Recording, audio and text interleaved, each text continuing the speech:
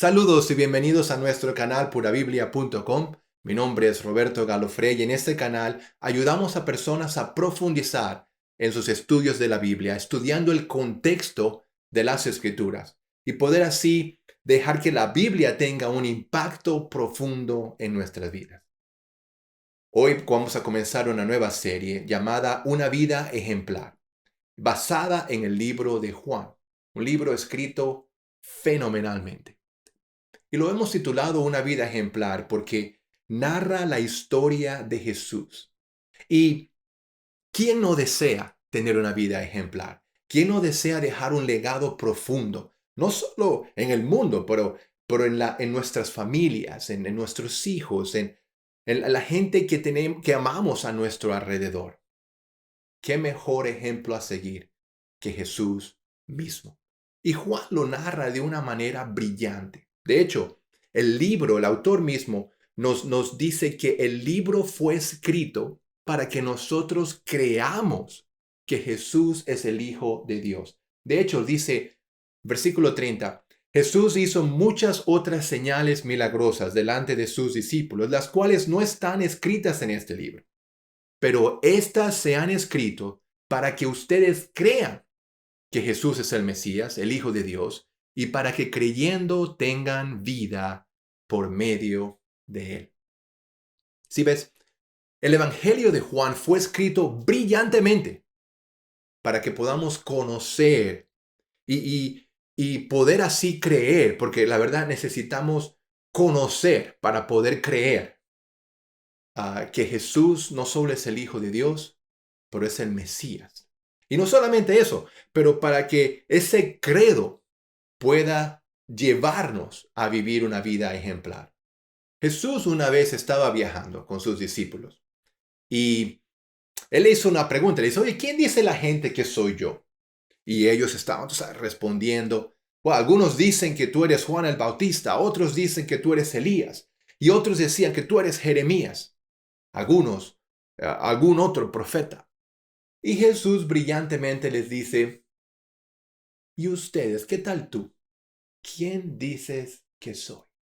Y mi pregunta para ti es, ¿cómo responderías a esa pregunta hoy? Déjanos saber en los comentarios abajo. Pero hablemos un poco acerca de Juan. Hablemos un poco de su contexto histórico. El libro fue escrito en el primer siglo después de Cristo. Algunos dicen que entre el año 80 y 90, básicamente, pero fue escrito para una audiencia mixta entre judíos y gentiles. Fue escrita en Éfeso, lo cual hoy podría traducirse a la actual Turquía. Eso es en Asia. El libro de Juan es muy diferente a los otros evangelios, en Mateo, en Marcos y en Lucas, los cuales también son conocidos como los evangelios sinópticos, por su estructura y su estilo de narración. Una de las diferencias más grandes en el libro de Juan es su audiencia. Por ejemplo, el libro de Mateo fue escrito para una audiencia judía, que tenía muchas referencias judías, fue escrito de manera tal que alguien que fue criado en una cultura, en un mundo judío, pueda no solo identificarse, pero ser retado con sus propias creencias y sus propias convicciones.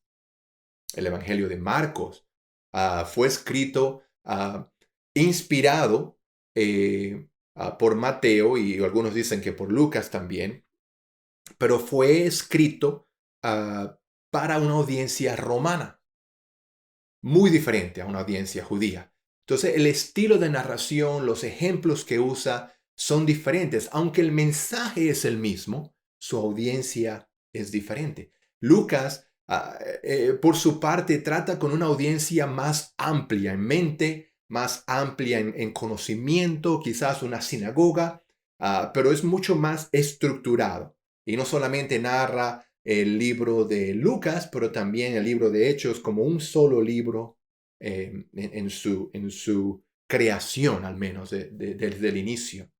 Y esto es importante que conozcamos desde ahora, porque Juan, que se encuentra en Asia Menor, bajo un ambiente, bajo una cultura greco-romano-asiático, podría decirse.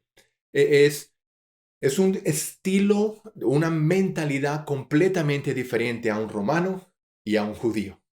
Y Juan, cuando llega a Asia, él dice, mira, el evangelio de Mateo va a ser perfecto para los judíos, pero no va a funcionar acá. El evangelio de Marcos perfecto para los romanos, pero no va a funcionar acá. Y él, por eso creo que él decide no simplemente usar el material que ya existe, pero él decide crear un material basado en la audiencia que él tiene en mente. Y esto es brillante porque Juan, al ver los otros evangelios, él está convencido de que estas cartas no tendrán el mismo impacto en su audiencia. Y la audiencia es todo. Te pones a pensar, bromeamos muchas veces en ambos, un mundo latino con el mundo anglosajón, y podemos pensar, bueno, una fiesta con puros americanos es muy diferente a una fiesta con puros latinos. Una comida. Vamos a comer y vamos a invitar a puros americanos, por ejemplo, para ser bien generalmente hablando. Un americano neto la cena va a lucir muy diferente a una cena latina. La audiencia va a ser muy diferente, los sabores van a ser diferentes, la música. Y de la misma manera, sí, la audiencia que Juan tenía en mente, algunos decían que tenía más o menos unos 20% judíos y el resto era gentiles, con una influencia muy grande griega. Y sabemos que la mentalidad o la cultura griega va influenciada fuertemente por dioses paganos de la época. Recuerda que hablamos de Aristóteles, Platón y los dioses griegos, los filósofos, las mitologías. Eso es lo que motivaba a la gente. Y Juan tiene una oportunidad brillante para presentar quién es Jesús de una manera única para una audiencia única. Ahora, Juan, teniendo todo esto en mente, es importante porque Juan empieza con un poema que cuando leemos el libro de Juan, y el libro de Juan, te digo que cuando yo estoy estudiando con personas o cuando pido referencias acerca de qué libro estudiar, mucha gente se usa, mucha gente usa el libro de Juan como el primer libro a leer. Dice que es uno de los libros más sencillos para entender para nuestro lado del mundo, más del lado gentil que del lado judío. Entonces es muy fácil adaptarse. Para mí en lo personal, leer el libro de Juan es uno de mis libros favoritos. Es muy sencillo de entender, a excepción de los primeros 5 versículos. Al principio, la primera vez que yo lo leía, yo decía, bueno, ¿qué significa esto? Y no fue hasta poco después que entendí la cultura y que entendí la audiencia que me ayudó a captar el mensaje que Juan trataba de decir. Ojalá hoy podamos identificarnos de la misma manera que la audiencia lo hizo cuando leamos en los primeros 5 versículos. Comencemos. Leamos juntos el versículo 1 del libro de Juan. Dice, en el principio ya existía la palabra, y aquel que es la palabra estaba con Dios y era Dios. Él estaba en el principio con Dios, y por medio de él, Dios hizo todas las cosas. Nada de lo que existe fue creado sin él. Versículo 4. En él estaba la vida, y la vida era la luz de la humanidad.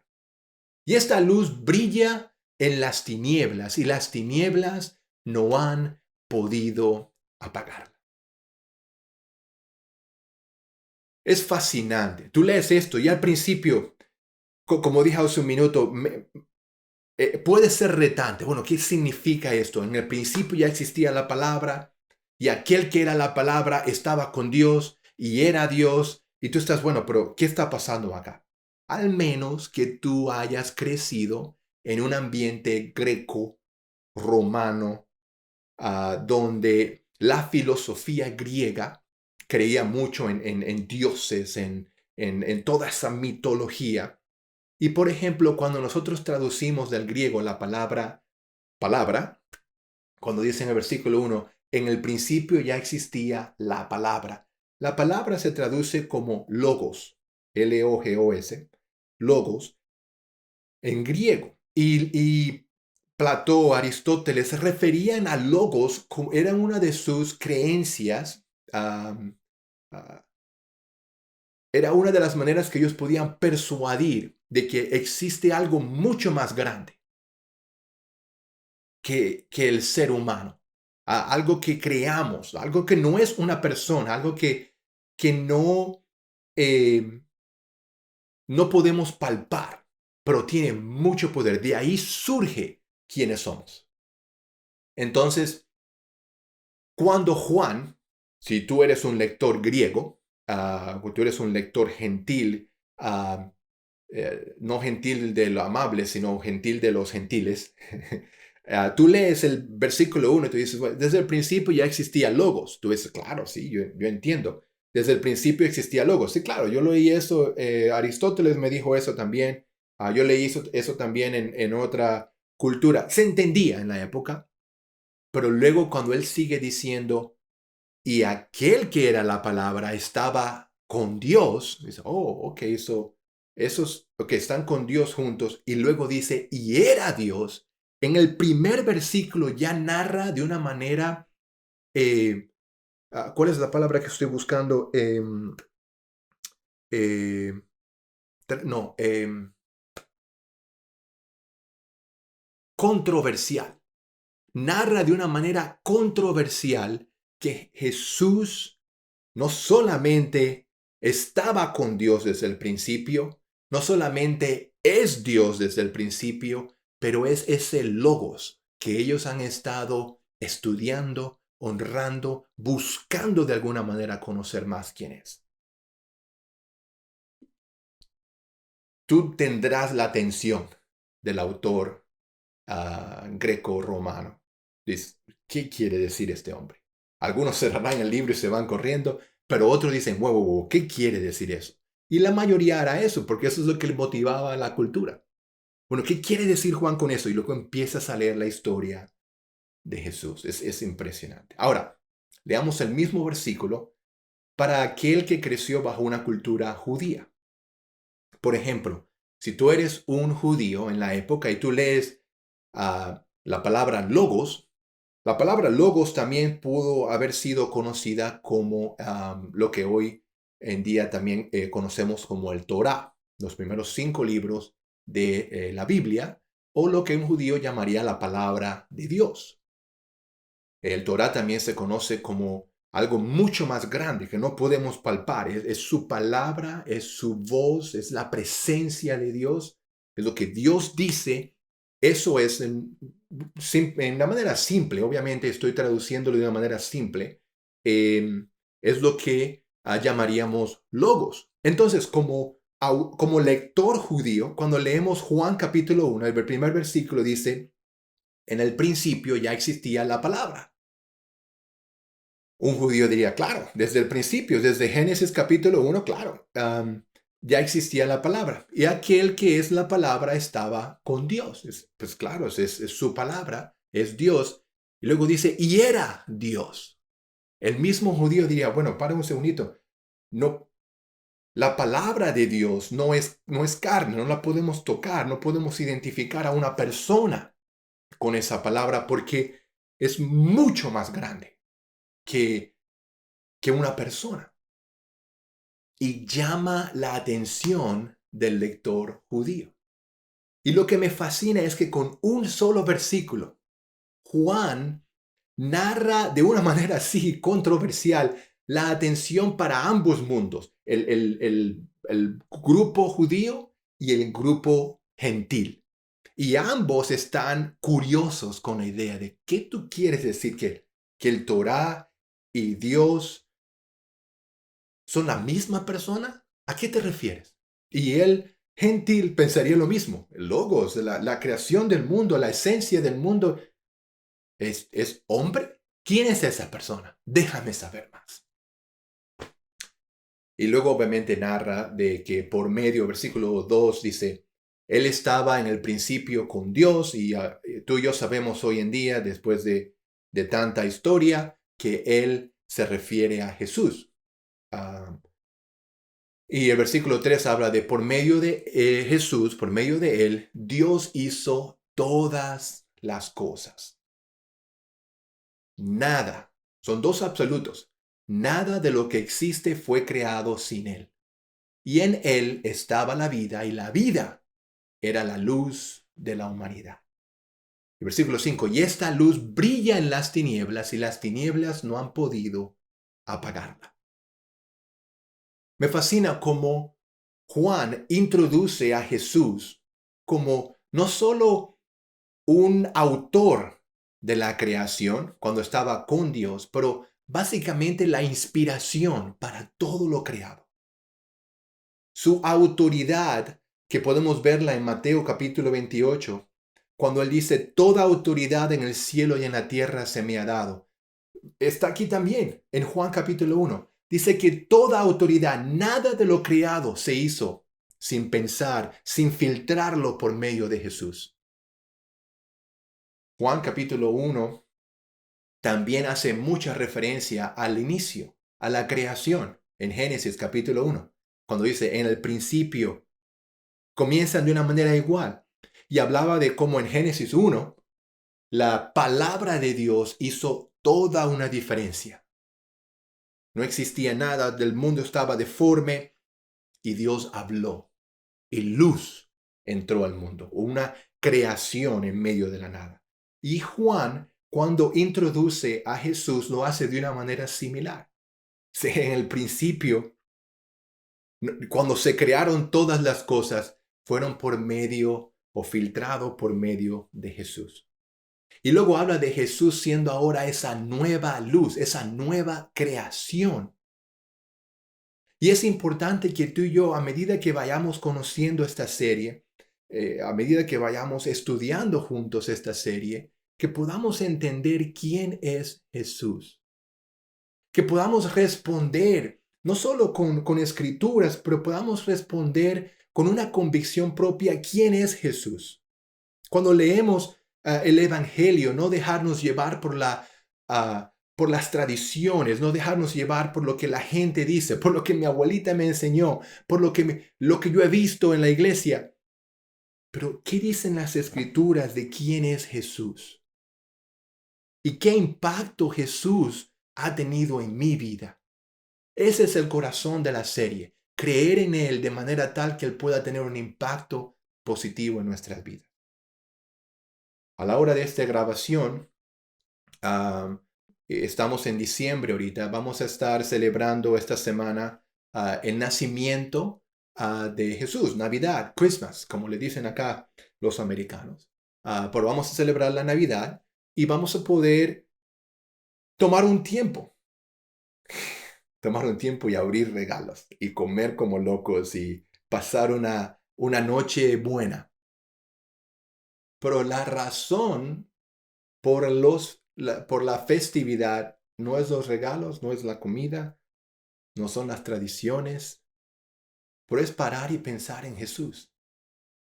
Y ojalá esta semana, que es una Navidad diferente para muchos, para muchos será la primera Navidad sin su familiar a un lado que murió por la enfermedad de COVID.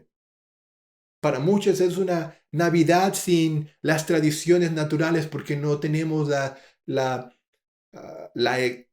finanzas para comprar de lo que sería, por ejemplo, en mi país, Venezuela, sería una yaca, un pan de jamón, la torta negra, las cosas que tradicionalmente nos conocemos o usamos en este tipo de épocas. El país está pasando por un tiempo muy difícil y quizás es una Navidad muy diferente. Para otros, ah, será una Navidad donde nuevos sueños, nuevos milagros, nuevos deseos van a ser plantados. Pero es mi oración que esta Navidad tú y yo pensemos en Jesús. Tú y yo pensemos en quién es Él. ¿Por qué vino a este mundo?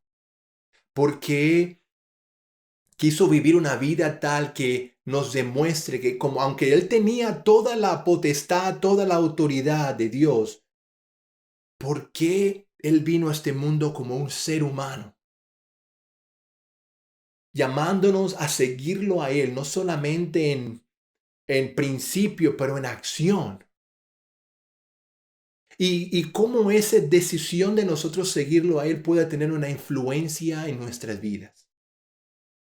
El libro de Juan nos va a llevar de una manera espectacular por lo que yo considero una vida ejemplar, la vida de Jesús.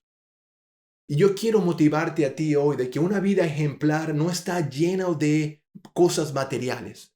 Una vida ejemplar no significa que tengas muchos ceros en el banco. Una vida ejemplar no significa la cantidad de me gustas o likes que tengas en Facebook o en las redes sociales. Una vida ejemplar es una vida dedicada a seguir quién es Jesús. Y no estoy hablando de una vida perfecta porque todos somos un desastre. Eso no existe. Pero el perseguir de quién es Jesús, el buscar qué hacía Él, modelando una vida de arrepentimiento, eso es una vida ejemplar. Acompáñanos en lo que vamos a hacer en el transcurso de las próximas semanas. Vamos a ir estudiando el libro de Juan y ojalá poder transmitir el corazón del autor. Mi tarea para ti es que puedas leer el capítulo 1, de manera de que podamos juntos, durante esta semana, leer el capítulo 1, de manera de que podamos juntos estar en la misma página cuando tengamos el próximo video la semana siguiente. Por ahora, mi recomendación es suscríbete a nuestro canal para que seas notificado cuando nuevos videos sean publicados. Y aquí vamos a dejarte, creo que de este lado vamos a dejarte unos videos que quiero recomendarte a que estudies, a que veas. Es una serie que hicimos hace unas semanas llamado Tomémonos un tinto. Y la intención fue desarrollar actitudes que necesitamos para estudiar la Biblia correctamente. Te animo a que las revises, escoge una o dos actitudes que quisieras desarrollar en nuestro estudio de la Biblia y estúdialas esta semana. De manera que cuando continuemos nuestro estudio del libro de Juan, podamos estar todos en la misma página. Jesús tiene una vida ejemplar y estoy seguro que cuando estudiemos juntos el libro de Juan y su palabra, esa palabra traerá no solamente luz a nuestras vidas, pero nos ayudará a nosotros mismos vivir y ser un modelo de una vida ejemplar para otros. Gracias, nos vemos la próxima clase.